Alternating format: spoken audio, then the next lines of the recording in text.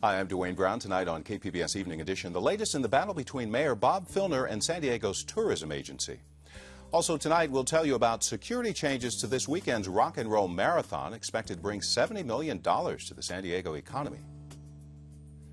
And I'm Peggy Pico. Drought and population growth threaten San Diego's water supply from the Colorado River, and we're not alone. Coming up, the unusual meeting between 7 states over water sharing and conservation. We made it, Charlie. A record number of homeless families are coming to San Diego shelters. In part 2 of our special report, we spend a day on the street with one of those families. Take a look at your mountain. Yeah. Hello. And we'll share a very special return to Salvation Mountain in the Imperial Valley Desert. KPBS Evening Edition starts now.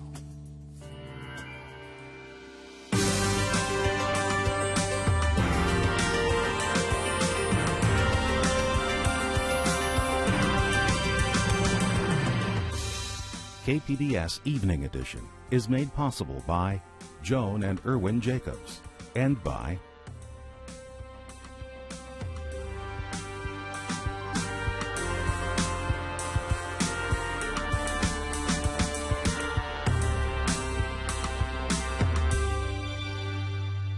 Hi, good evening. Thanks for joining us. We began with a reversal by San Diego Mayor Bob Filner saying he'll release money owed to the city's tourism marketing district because the district will give the money promised for the Balboa Park Centennial.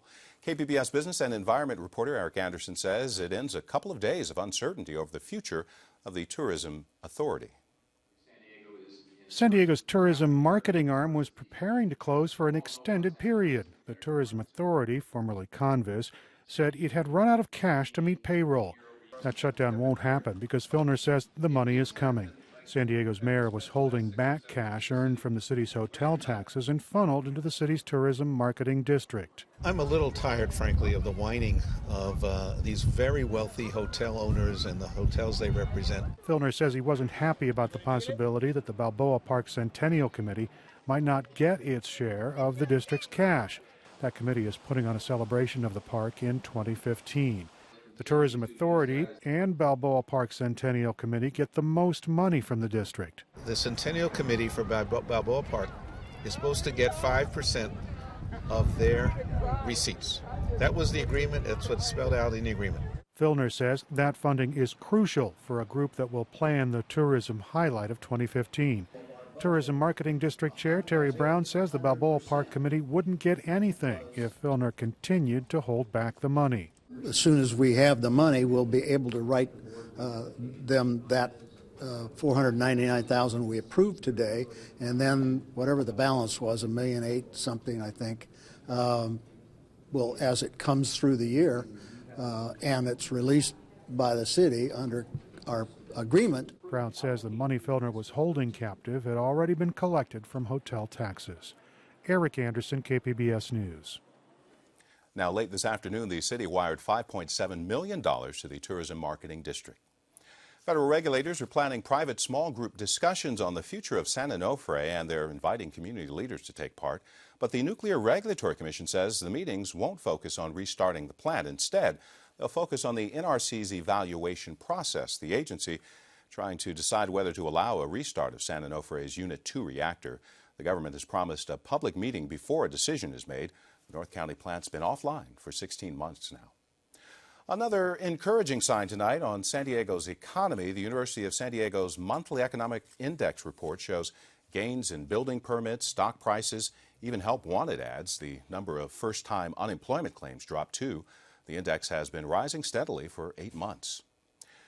California lawmakers have taken the first step toward raising the state's minimum wage. Right now it's $8 an hour, and the Assembly has passed a bill raising it by a quarter next year. If approved, it would keep going up to $9.25 an hour by January 2016.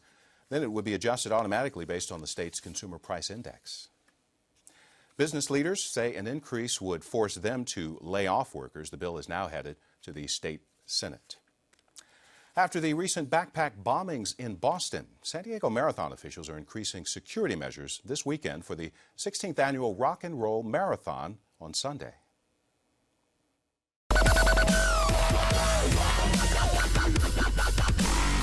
A race like this, covering more than 26 miles through the heart of San Diego, poses a security challenge. Organizers created a new route for the marathon and half-marathon run, increasing security and road closures to keep runners safe. Scott Dickey is with the organizing group. We're definitely adding more private security, more uniformed police officers. The runners will notice some changes. There'll be intermittent bag checks of their gear. You'll certainly see more dog sniffing patrols in and around the start line and finish line. The race starts near Balboa Park and heads north toward Claremont, with the finish line at Petco Park for the first time in a decade. City Council President Todd Gloria. And I'm incredibly excited that this year's marathon has partnered with our beloved San Diego Padres to host the finish line for what has become one of the city's largest special events.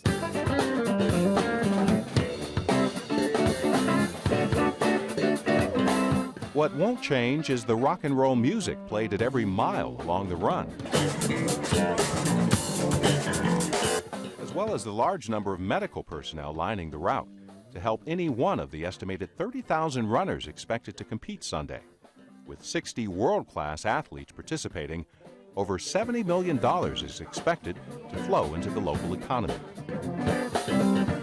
And proceeds from the marathon will benefit the Leukemia and Lymphoma Society. The race starts at 6:15 Sunday morning. Chula Vista police say they've arrested 3 men who were running drugs through the U.S. mail. Police say the men shipped marijuana in vacuum-sealed packages, sending it to buyers across the country. Postal Service got suspicious about the packages and tipped off a drug task force. This week's arrests came after a year-long investigation. A 1,200-acre fire in the East County has been fully contained tonight. The fire was in the Banner Grade area just southeast of Julian. It started last weekend. Firefighters say it was sparked by recreational shooting. No structures were damaged. Water officials from 7 states, including California, met in San Diego this week to come up with a better way to share resources from the drought-stricken Colorado River. Peggy Pico has more on the story. 40 million Americans rely on the Colorado River for drinking water, including San Diego County's population of more than 3 million. And though we're near the end of the line, the river is the county's main source of water for drinking, farming, and recreation. But an extensive federal report finds the river won't be able to keep up with our demands. Tony Perry of the LA Times is here to help us understand why. Welcome back. Good to be here. Now, Tony, you've been monitoring this rather unusual meeting of federal officials and state officials from 7 different states over this issue that rely heavily on Colorado River water. Wyoming, Colorado, New Mexico, Arizona, California, Nevada, and Utah, the 7 states that were sort of all involved in this meeting. All of them have a vested interest. Oh, every one of them has a vested interest. Also, individual segments. $26 billion recreation industry has an interest. Agriculture that gives us 15% of our food in these 7 states has an interest. The Indian tribes, 10 of them, they have an interest. And then, of course, the cities of Denver and Tucson and Phoenix and Las Vegas and Los Angeles and, as we know, America's finest city here. So they're all have an interest. They're all here in San Diego trying to come up with a plan. Did anything get accomplished with all these people and all this diverse interest? Well, a lot got accomplished and nothing got accomplished, depending on how you look at it. A meeting called by the Department of Interior and the Bureau of Reclamation, following a study that was released in December that said, watch out, things are dry on the river and getting worse, that we have a trajectory that has increasing demand colliding with decreasing supply. So what we had at this meeting in San Diego was really a call to action. They created 3 committees. Agriculture was one, municipal agencies another, and the environmentalists who have their concerns a third. And what is interesting here and they're made up from each representatives from the different states. This is the stakeholder approach. We'll see if it works. Mm-hmm. That often is a problem with water decisions. If you get more people at the table, and each with a lawyer somewhere in their background, it gets more and more difficult. What I found fascinating with this is that the Bureau of Reclamation, Department of Interior, gave these committees a deadline, end of the year. We want to see some concrete action plans. Now, water disputes usually take years. They take decades. So to say, I want something in 6 months, In water world, that's extraordinary. It is, and they've been, as you said, they have to come up with this supposedly by the end of the year. Now, let's talk about this exhaustive report on the Colorado River Basin water supply and demand. Specifically, they were talking about their dire predictions were about population and drought? Sure. Last year was the 5th driest year on record. This year, we're in line to be the 4th driest. It's dry and getting drier. The two reservoirs, Powell and Meade, will be at less than 50% by October 1st. Now, a lot of these agencies, metropolitans, San Diego County Water Authority, have done conservation. A lot of it. San Diego has cut per capita consumption by 30%. They're buying water from the farmers of Imperial. They're doing all sorts of other things, and of course the big desalination project in Carlsbad. What is being said is, that's good. Now let's do even more. That's being said to all 7 states. We'll see. There were some proposed solutions that came out of this, far-fetched, that I don't think really were solutions, the iceberg type of things, yeah. Desalination. What were some of the top ones that you think might work? Well, iceberg's not going to work. That's been around a while. Big pipelines from one river to another, that's not going to happen in the modern world. We're going to get down to the basics. Use less, conserve. Sell water from farms to cities. We have some of that now. They want more of it. Reuse. Remember toilet to tap? That's rearing its head once again. Desalination that we have here, that we're a leader on. It's not a mysterious thing. We know the potential solutions. It's getting people together and deciding, to be candid, whose ox is going to be gored. Or how to cinch your belt a little bit. I want to let folks know they can see your report on our website, kpbs.org. LA Times, Tony Perry, thanks so much for the update. My pleasure. KPBS has designed a budget game to help San Diegans better understand how the city spends its money. City Council President Todd Gloria wishes designing a budget was as easy as playing our game. Gloria played the budget game and decided to cut in-house studies and end the Qualcomm subsidy. He says he would also fund more studies on the condition of the city's buildings and sidewalks.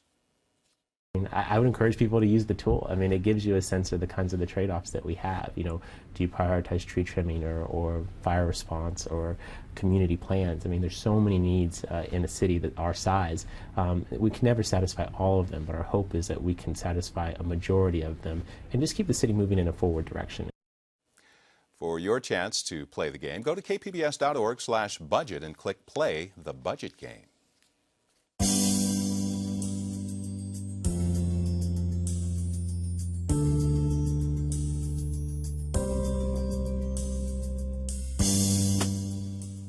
A record number of homeless families are coming to San Diego shelters. Last night, we told you about one shelter's push for a preschool to protect children from long days on the street. Tonight, KPBS reporter Susan Murphy spends a day with a family on their journey through homelessness. And the journey begins. Christy Riddle and her 9-month-old baby Charlie have their daily routine down. We're almost there, dude. They leave from the emergency homeless shelter in downtown San Diego at 6:30 in the morning. We made it, Charlie. Head up Elm Street to 4th Avenue. We made it. And catch the 11 bus. We on the bus? We on the bus, Boopy. Homelessness isn't new to Riddle. The 26-year-old has lived a life of poverty, sleeping under bridges and in tents. The second of 9 siblings, she never finished high school. Her only work experience was in a thrift store. Ready to go see Daddy, dirty face? Dirty face? Little Charlie seems to enjoy the bumpy bus ride. His big blue eyes take everything in. After 5 minutes, they arrive at their stop. Christy pushes Charlie in the overloaded stroller 2 more blocks, and they cross the street at 6th and Upas near Balboa Park. Who's that guy? Who's that? Families make up a third of the nation's homeless population. The National Center on Family Homelessness estimates 1.6 million children will experience homelessness this year. Hi, Charlie. What's up, buddy boy? Emergency shelters are feeling the strain. You happy to see Daddy? The number of San Diego families waiting to get into a long-term shelter is at an all-time high. Waiting lists average 2 to 4 months. During the wait, many families stay at emergency shelters like the San Diego Rescue Mission, which has been over capacity just about every night for the past 2 years. Some we sleep in the hall because we just run out of room in here, but we just squish them together and somehow they all fit. Molly Downs is director of the Rescue Mission's Women and Children's Emergency Shelter. She says in her 13 years of working with the homeless, she's never seen so many families in need. We've been keeping families, usually they stay for 30 days, and we've had to keep them for 3 or 4 months, some of them longer. The emergency shelter is only licensed to be open from 7 at night to 7 in the morning. During the day, the older children go to school, but the little ones endure a tough day with mom on the streets. Downs says the first question moms ask when they arrive is, where do we go during the day? Really, I have nowhere to tell them because there is no place. Downs says most families go to a park, just like the Riddles. 51-year-old Charles Riddle greets his wife Christy and his baby at this grassy park every morning, which has become home to little Charlie. Spread out the blanket underneath that tree and hang out for the day. Yeah, we're here all day. They've memorized the timing of the sun and when to move the blanket to keep it in the shade. What's up, Charlie? A squirrel shares their tree and entertains Charlie, who's just learning to crawl. I feel like he's being hindered. He's not allowed to be a baby like a normal baby where he can just take off crawling across the, the living room or whatever. And I feel like he's being constrained, a little bit. The Riddles are on a 2-month waiting list for long-term housing at St. Vincent de Paul Villages. In the meantime, Charles sleeps under a bridge near University Avenue.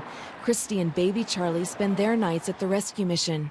And it's a hard situation. 33-year-old Rocio Turner knows what the Riddles are going through. She and her 3 young children stayed at the rescue mission after being evicted for late payment from their 1-bedroom apartment. It was hard. It was hard because, we have to get up early in the morning, go outside. I don't have a car. So it's just me and my kids in the stroller. Come on, let's go play. Now the Turners are at the YWCA Cortez Hill Family Center, where they can stay for 4 months. I think I know. Right now we're doing good. They're happy. I see them coming here. Everybody's friendly. They're really happy. Turner says her children attend preschool, take naps in their own beds, and play with friends. She says they're not scared anymore, especially 4-year-old Ricky. He knows he's safe. Everybody's nice with him, so he got like that confidence, and to talk and play with other people. And Turner got a job as a caretaker for an Alzheimer's patient. Usually we wake up, get ready. We don't have to leave until like 12. I take them to school because they go in the evening. And then I get to go to my part-time job. 1, 2, 3. Turner says she won't be able to save enough money in the 4 months to break her cycle of homelessness, but she's hopeful about the future. So unfortunately, right now, when my time is done here, I'm gonna have to go back to the rescue mission because I don't have nowhere else to go. But I have the chance to apply again in here. Every Friday, the Riddles go to St. Vincent de Paul Villages to check in and keep their name on the waiting list for long-term housing. If we don't check in on Fridays, we lose our spot on the list, and we have to go back through start all over again. I'm currently on the waiting list for my family. They're told they have about a month to go. Once they get in, they can stay for up to 2 years. Charles says he'll look for work. Christy's thinking of going back to school. They both hope baby Charlie's journey through homelessness is over before he's old enough to remember. Hey, you little monkey, right beside you. Susan Murphy, KPBS News. There we go. I'm Judy Woodruff on the next News Hour. A report from Jordan on the plight of refugees fleeing the Syrian civil war. And Margaret Warner in Lebanon. That's Friday on the PBS News Hour. Oscar-winning director James Cameron will be hobnobbing tonight with San Diego scientists instead of movie stars. We first told you about the Nirenberg Prize last night, the Scripps Institution of Oceanography Award given to folks who get the public excited about science. Cameron has thrown his celebrity behind deep-sea exploration. Last year, he piloted a one-man submarine into the Mariana Trench, diving deeper than anyone has ever gone before. The prize is named after former Scripps director William Nirenberg. His son says tonight's ceremony represents a long partnership. His work with Scripps now goes back a number of years, and it was a very close collaboration on this dive where the chief scientist was actually a Scripps scientist that worked with him on that dive. So it's been a long and very prosperous association. Cameron's submarine took him nearly 7 miles underwater. He's now donating it to Scripps so scientists can explore the deepest depths of the sea. We've got a nice warm weekend to get June started. Along the coast, mid-70s tomorrow, then a bit cooler for the Sunday marathon run. Mid-80s for the inland valleys tomorrow, 80s in the mountains as well, and back into the triple digits for the desert. Salvation Mountain is an eye-popping burst of color in an otherwise barren landscape in the Imperial Valley Desert. 2 hours east of San Diego, it's been called a national treasure. Leonard Knight started building Salvation Mountain in the early 1980s and never stopped working on it, but just over a year ago, he entered a nursing home, raising questions about what would happen to his creation. KPBS culture reporter Angela Carone joined Knight on a rare visit to his mountain. On a recent Sunday, a small group gathered at the base of Salvation Mountain. They were waiting for Leonard Knight, the man who 30 years ago started building Salvation Mountain. Today, it's 3 stories high and wider than a football field. Leonard wanted to send a message to the world. God is love. He had no training as an artist. He learned to make adobe, and visitors gave him buckets of paint. Leonard lived at the base of the mountain for years in the back of a truck with no electricity. His only income was a modest check from the VA. Word of Salvation Mountain spread. It became a tourist attraction, drawing hundreds of visitors a day from all over the world. But just over a year ago, age and the harsh desert climate finally forced Leonard to leave his life's work. At 81, he now lives here, the El Dorado Care Center in El Cajon. And people are treating me good here, and I'm happy here. Leonard has made a difficult transition. He was completely independent at the mountain, where he painted all day and gave tours to visitors. Everybody's more than welcome to straggle up if you want. He's more isolated now, and he has to rely on others. I've got a lot of nice nurses taking care of me, and sometimes when I get grumpy, I want to sit back and realize that I don't have that right to do that.